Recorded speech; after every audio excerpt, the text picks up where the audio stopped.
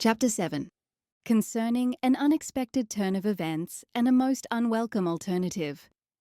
The day began with the gentle, liquid roll of the ship.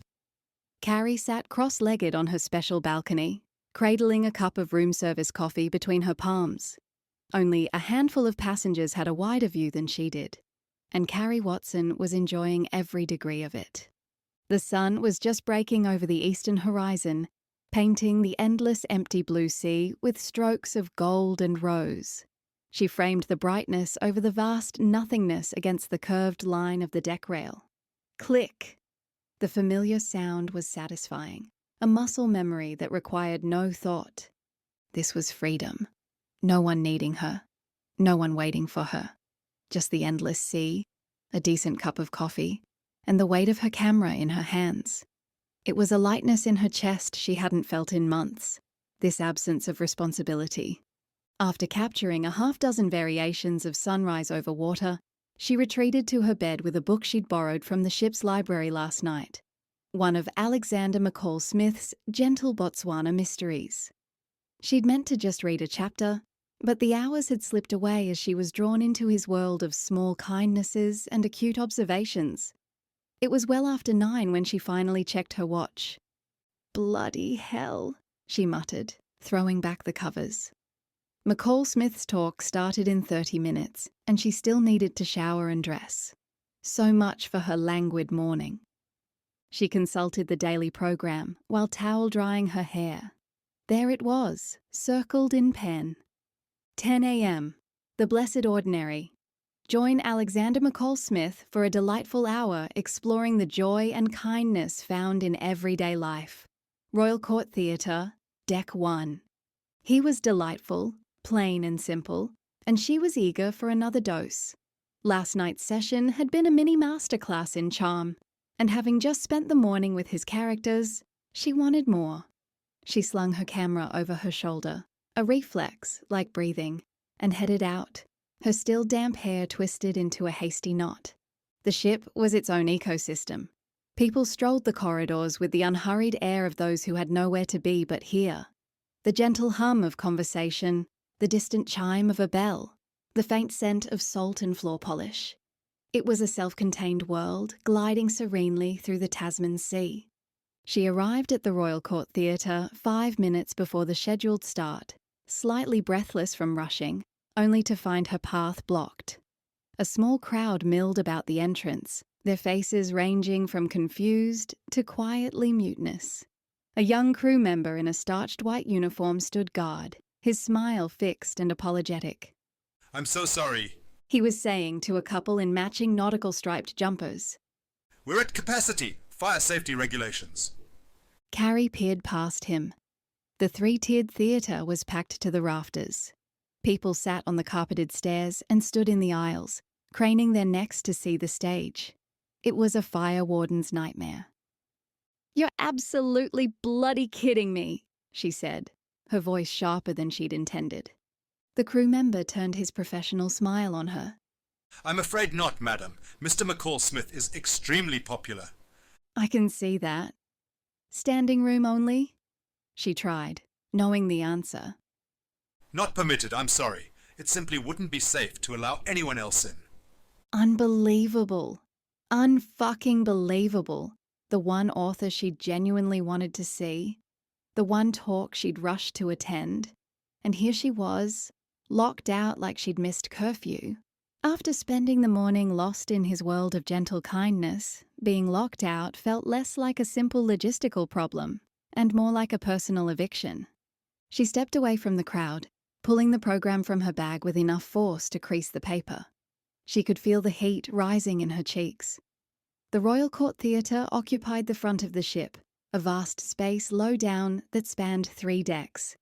It was the premier venue, and clearly, McCall Smith was the premier draw, which made her, in the grand scheme of things, precisely nobody. $260 bloody a day for this? I should have stayed in bed and finished the bloody book. She scanned the printed grid, her eyes flicking past intermediate bridge lessons and watercolour for beginners. Her options for literary sustenance at the 10 a.m. slot were starkly limited. In fact, There was only one. 10 a.m. The responsibility of the record. Popular historian Crispin Shrike discusses the critical importance of primary sources in historical works. A case study of Victorian photographer Letitia Cameron. Chart room, deck 10. Carrie stared at the words, her mind refusing to connect them. A Victorian photographer? It sounded like a lecture designed specifically to lure her into attending. But then the words registered fully. The responsibility of the record? Oh, for fuck's sake, really? A lecture on fact-checking by this wanker? The universe wasn't just having a laugh. It was pointing and cackling. She could practically hear Lucy's voice in her head, oozing with sarcastic glee. It's cosmic law, Carrie. Harsh dismissal equals surprise soulmate. There are a million books sold every day with that trope. It's in our genes, love. Shut up, she muttered to Phantom Lucy. She pictured Crispin Shrike from the introductory session last night.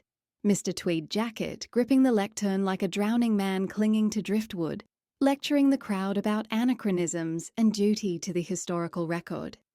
She'd never met a man who could make the word imagination sound like a communicable disease. And now, by some cosmic joke, she was considering voluntarily subjecting herself to an hour of his academic drone. But a Victorian photographer, a historical analysis of an early female artist. It was annoyingly relevant to her own work. And the alternative was what? Going back to her cabin to sulk? Wandering the ship alone like some kind of maritime spectre? Sod it all. At least I can mock him properly to Lucy if I actually attend his precious talk. With a mental shrug of surrender and a muttered string of curses that would have made her grandmother reach for the soap, she headed for the bank of lifts. A cluster of older passengers was already waiting, the queue stretching back along the corridor. At this rate, she'd miss half the talk before she even got upstairs. Perfect. Bloody perfect. She found the stairwell and began to climb. 1 deck, 2, 3. By the time she reached the 8th deck, her calves were burning and she'd broken a light sweat. She wasn't unfit, but climbing 9 floors in one go wasn't in her daily routine. I could have had room service and gone back to sleep. But no, I had to be culturally enriched, didn't I? As she climbed, the decor shifted. The lower decks were all Art Deco opulence. Up here, the nautical elements were more pronounced. The art on the walls shifted from abstract paintings to framed charts and photographs of old Cunard liners. It felt less like a floating palace and more like, well, a ship. The chart room was tucked away behind the Commodore Club on the starboard side, a sophisticated space with a nautical theme. But Carrie's attention was on the room itself, which was, as she'd expected, sparsely populated.